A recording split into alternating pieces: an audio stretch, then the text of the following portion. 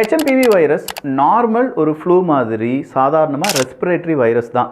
RSV virus மாதிரி அதுவும் ஒரு வைரஸ். கிட்டத்தட்ட 60 வருடங்களாக நம்ம கூடவே இருக்குது. 2001 கண்டுபிடிக்கப்பட்டது அப்படிங்கிறது தான் நமக்கு கிடைச்சிருக்கக்கூடிய தகவல். இது ஏன் இவ்வளோ பெரிய பிரச்சனையாக மாறுது அப்படின்னு கேட்டிங்கன்னா, டிசம்பர் 27 சீனாவினுடைய ஹெல்த் மினிஸ்ட்ரி ஒரு ஸ்டேட்மெண்ட்டை வெளியில் விடுறாங்க.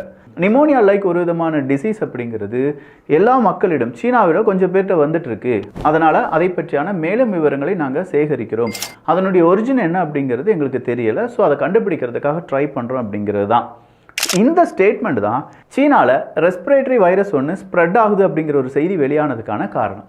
அதன் பிறகு தான் அந்த வைரஸை பற்றியான ஸ்டடி நடந்து முடிஞ்ச உடனே அது ஹெச்எம்பிவி வைரஸ் அப்படிங்கிறத சீனா அறிவிக்கிறாங்க. உடனடியாக எல்லாருக்குமே ஒரு பயம் வருது. எகெயின் ஒரு கொரோனா மாதிரியான சிச்சுவேஷன் வந்துருமோ அப்படிங்கிறது தான். ஸோ ஹெச்எம்பிவி வைரஸ் அப்படிங்கிறது எல்லா வின்டர் சீசன்லேயும் இங்கே ஃப்ளூ மாதிரியான எல்லா சிம்டம்ஸும் பீக்கில் இருக்கும். அதே மாதிரி ஒரு பீக் தான் ஹெச்எம்பிவி வைரஸும் இந்த வின்டர் சீசனில் வருமே தவிர வேறு எதுவுமே கிடையாது அப்படின்னு சொல்லி இன்னைக்கு சீனாவினுடைய ஃபாரின் மினிஸ்ட்ரியினுடைய ஸ்போக்ஸ் பர்சன் சொல்லியிருக்கார்.